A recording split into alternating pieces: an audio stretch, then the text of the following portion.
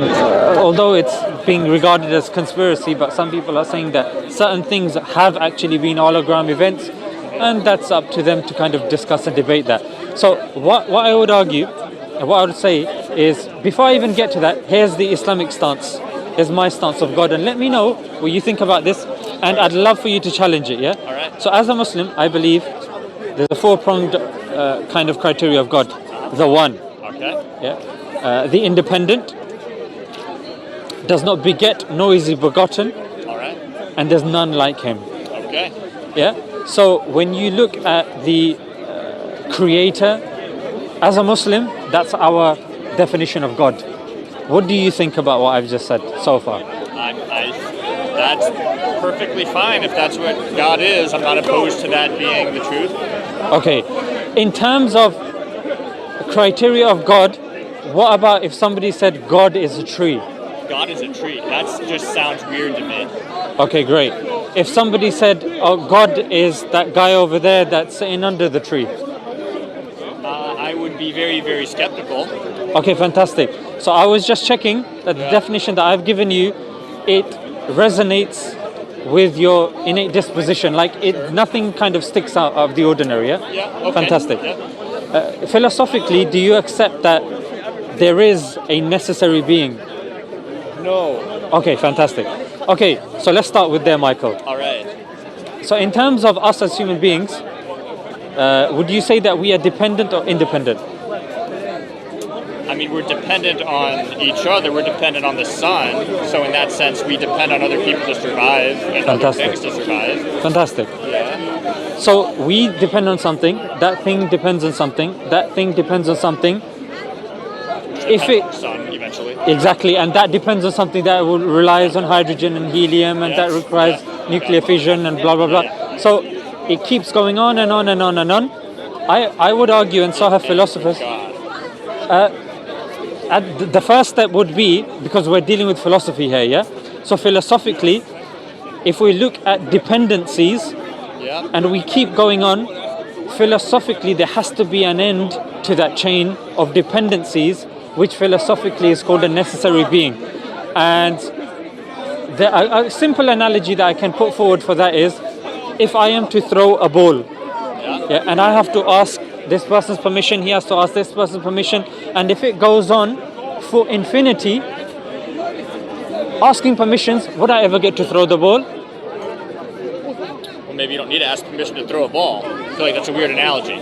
Yeah, but if I required permission, let's just say I came up with a better analogy, but this was a simple analogy. A child that requires permission to, I don't know, eat the cookies or any analogy. Do you see? I understand your point. So, like an atheist might respond and say, well, but just before that, just so I can finish it. So if it goes on for infinity, would I ever get to throw the ball? Guess no, you would not. So there has to be an end to that chain for me to throw the ball. Go ahead. Oh, well, I guess an atheist, which I'm not, would say there's just innate laws of physics that just have existed, and that's the end final point. Right, but when you're talking about a final point of what though? What came before the final point? Thing. Okay. You have to ask permission to laws of physics. Can I do this? Right. So this is an analogy for dependencies. So in order to make that argument, one would have to concede that there can be an infinite regress. There is such a thing as infinite regress. Okay, sure. Do you see? Whatever. Which is no. Okay. So here's the thing, Michael. I'm not here to kind of put forward an argument if it's not settling well with you. I'd rather you pushed back and we just stood by that. You are claiming that there needs to be some initial source for the universe, effectively. What I'm saying is that there's no such thing as infinite regress.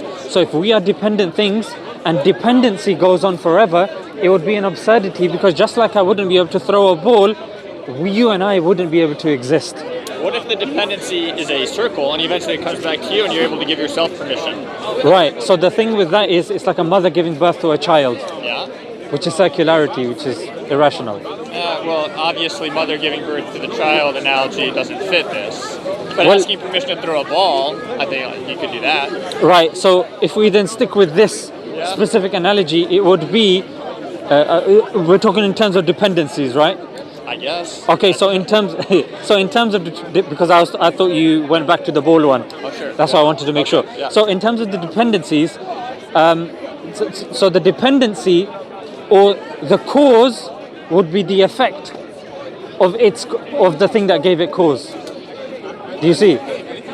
Your point is there cannot be an infinite regress or a loop. It needs to go to a finite point where the permission is granted. I'm saying that circularity is it doesn't work, and I'm also arguing, which you can push back at. I'd love that. So linear-wise, it doesn't work either. Okay. So I want to hear why you would think it works, and then I can respond to that. I mean, in terms of the permission thing, I can understand why this does not work. Yes, I'll accept that. Yeah. So think of it similarly in terms of dependencies as well. Sure. If everything depended on something that depended on something that depended on something, Forever. yeah, do you see? Yeah. For us being here, it's Something had to start it. Yeah. which in philosophy they call the necessary existence. Sure. Yeah, which is something accepted by Aristotle, Leibniz, Kant, and the likes. What do you think about this so far? Make sense? Okay. So this is pretty much the starting point of even Western philosophy, that they don't necessarily have an issue with the necessary being. They have an issue with the necessary being God. That's where the issue comes in. Yeah, which is probably where you'll be able to relate more. Now, what do you think about when I say that this necessary existence is independent?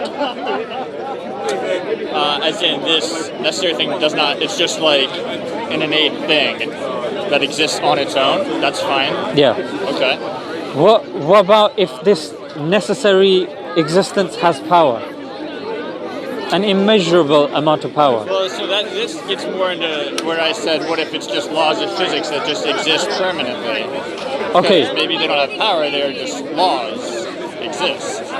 Right, but bear in mind, there's something called the fallacy of reification. Okay. Yeah, laws are prescriptive and descriptive.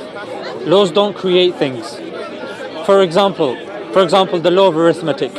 Yeah, the law of arithmetic can tell me how much money there is in my bank account, but the law of arithmetic cannot create the money in the first place. The law of motion. You're more than welcome to jump in if you want. Sorry? You're more than welcome to jump in with that if you got. Okay, fantastic.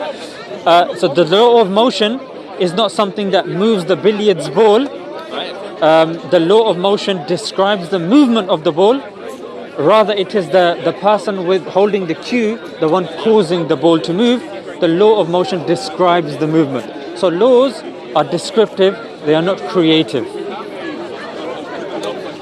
Sure. So what if So the fallacy of reification, just to kind of complete that point, fallacy of reification is when you give something that's abstract concrete properties. So when they say, for example, chance created this, forces created this.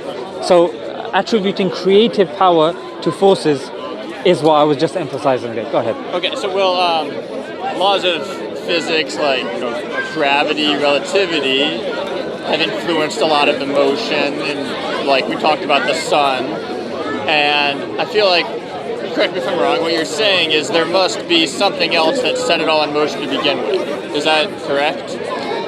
Yeah, forces require something to direct them, because forces are unconscious, they are blind, they are abstract. Yeah. So to say that a force has created something like a fully Like a Big Bang or something. yeah, like the Big Bang or even planet Earth. If Yeah. we just attribute that to, like Stephen Hawking said, to gravity, Yeah. he says in his book The Grand Designer or The Grand Design, that gravity created everything. But to say that the gravity itself is creating, like you've got the river, the mountains, the trees, etc. understand. Yeah. So to that I would say, okay, appealing to laws of physics, still sticking with this, there's either some other laws of physics we don't know yet, or there is some other thing that set it in motion. I can accept that. But then I would come back to the philosophical argument. Yeah. Is that thing itself, because philosophically, dependency and independency, if you want to look technically, because it's recorded, when you get a chance, when you go back home and you're like, what did this bearded guy tell me? You know, is he just waffling? Right. So what I want to say is stuff that you can maybe refer back to as well. Sure. So although I use simplistic words like dependent and independent, that's known as the contingency argument, and the technical terms are contingent and necessary. That's why I said that the end of that chain is a necessary existence, or the necessary being. Yeah. So the definition of something that's contingent is something that is made of parts. Because think about it, Michael. If something's made out of parts and you take that part out, then that thing is dependent upon the part, isn't it? It breaks down. Yeah. So it's not independent. So contingent. I'm using contingent and dependent interchangeably. Yeah. Understand. Okay. So it's made of parts. It can cease to exist, and it can't be any other way. Something that's necessary is it's not consistent of parts, can't be any other way, and it can't cease to exist. So coming back to your energy thing, if you come back to the energy thing, is energy composed of parts? Of course, energy is composed of parts. Can energy be any other way? Can be any other way. Can energy cease to exist? It can cease to exist. So it doesn't fulfill the criteria of, because think about it, I mean the law of thermodynamics or the second law of thermodynamics, that the net change in entropy is always positive. Is that what you're referring to? Not necessarily in the sense that when people talk about energy, energy being removed in one aspect but then coming in another form.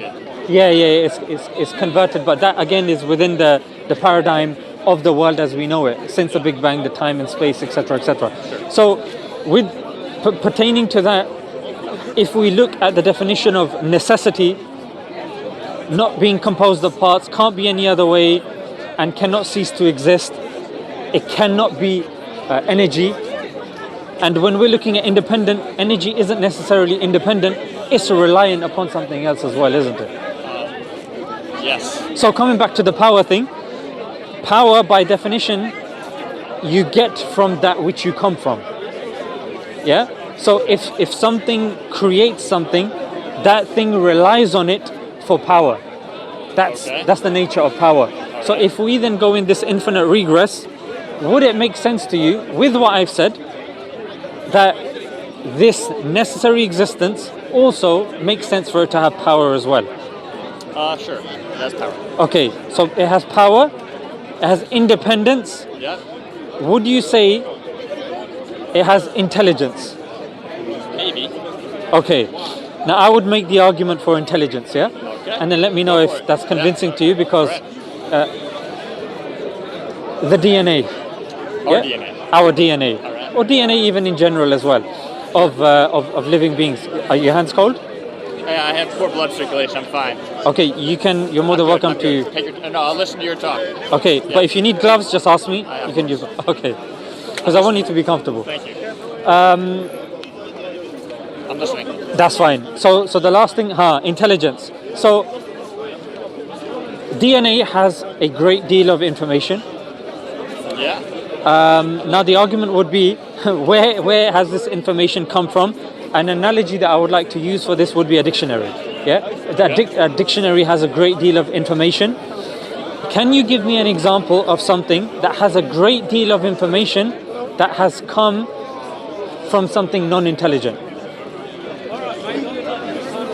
Great deal of information from something non-intelligent. Which is what we're claiming of our DNA. That's the link. Well, I can think of smart aleck answers of some dumb people saying things, but no. I'm speaking to Michael though. No. Okay, so bearing that in mind, Michael, I would argue that considering the amount of information that's present in our DNA, and you know this is biology from like A-level, adenine, thymine, guanine, and ATGC, the DNA sequences and all that sort of stuff, and then how that's used to make genes and makes chromosomes. So this is something that I was looking into as well, because I thought if I come across somebody like Michael and I have to tell them that, look, I have to prove to them that this necessary existence has intelligence, what would I say to Michael? And one of the things that was an example, but one of the things I would say is objective and mathematical. You're economist, yeah? A little bit. Okay, so a bit of maths. So mathematically, and objectively there are things of design in creation. And I would argue, and hopefully you would agree as well, that when a person sees design, that points towards an intelligence. Typically, yeah. So when you look at, say, the Fibonacci sequence, or the golden ratio, the golden spiral, even symmetry in nature like the butterflies, and even when you take like the golden spiral and the golden ratio, we see this in sunflower seeds. We use this. We see them in like leaves on stems as well. So the complexity and the design in nature is something that I would argue can be objectively and mathematically measured. Sure. Make sense? Yeah. So if there is design, it makes sense that it comes from an intelligent source, hence the necessary being. It makes sense for us to claim that he's intelligent or it's intelligent. Whatever this initiating source is has intelligence. Yeah. Okay. Okay. Sure. And would you agree and would you accept now that it also has wisdom? I need you to define wisdom. Okay. So wisdom is applying the correct information in the correct capacity and at the right time. For example, I'll give you an example. I teach my son that look, disabled people are in wheelchairs and we should be kind to them, etc., etc. And my son, he sees a person in a wheelchair and then he goes, "Hey, you're disabled." I'm like, God damn it. Insensible. Yeah, it's not wise. It's not a wise statement to make. So I would say to him, but he's like, but Dad, so he's got intelligence, he's absorbed the information, but what he's doing with that is he's not being wise because he's not applying the intelligence in the right place. So it's like decision making. Decision making. So the question is, this intelligent initial source, is there intelligent, or is there like wise decision making? Yeah, so I'm some saying design of the application of the intelligence. Very good, yeah. Is that the idea? Yeah. I'm going to say it does not necessarily need to be that way. Okay. The reason You have to convince me. Go ahead. Okay. So if we look at, for example, the intricate way in which the ecosystem is on this planet, when we look at I'm having to go back to A-level biology now. Food webs. Remember food webs? Yeah. That this organism depends on this, that depends on this, that depends on this. So that shows that these organisms being dependent, and then when you take one organism out of the ecosystem, then the other one grows and then it becomes chaos. So in other words, things have been put in their right places. For example, our hair would grow, our eyebrows would not grow, otherwise we'd have to go to the barbers, it would be really annoying if our brain was on our hands, if our heart was on our backside, we wouldn't be able to sit down. So the way things have been proportioned, the things like Einstein said, the fact that this world is even comprehensible raises questions as to the one that's brought it into existence. I'm kind of adding a bit of detail to Einstein. I'm not saying he's saying all of this. Einstein's clear statement was the fact that we can even comprehend this world is, something worth thinking about. Yeah. You're going to say something? I'll hold it. Okay, so the reason why I would say he's wise is because creating everything with intricacy, with precision, with order, that requires wisdom. Yeah. But was everything made with precision and wisdom? I would. A lot of things. Yeah, I would argue so, and the reason being, because the argument that some people would claim was, oh, this thing. Like, I'll give you an example. Yeah, a lot of things don't work out on Earth. That we know of. I'll give you an example. Like when I was doing biology A level, we came across a term called junk DNA. Junk DNA. Junk DNA, yeah. So it was DNA that, well, we said it didn't do anything, but now the more we know about genetics, we've discovered that actually switches on and off genes, and they've now retracted that term as well of junk DNA. The appendix. That was seen as something stupid. Exactly. So it's argument from ignorance, and because we're limited beings, what we do is we base anything that we come across in science based on induction. So induction is based on our limited observation, which is constantly subjected to change. So we can't necessarily say that, oh, because we don't know what X thing does, therefore it doesn't, therefore there's no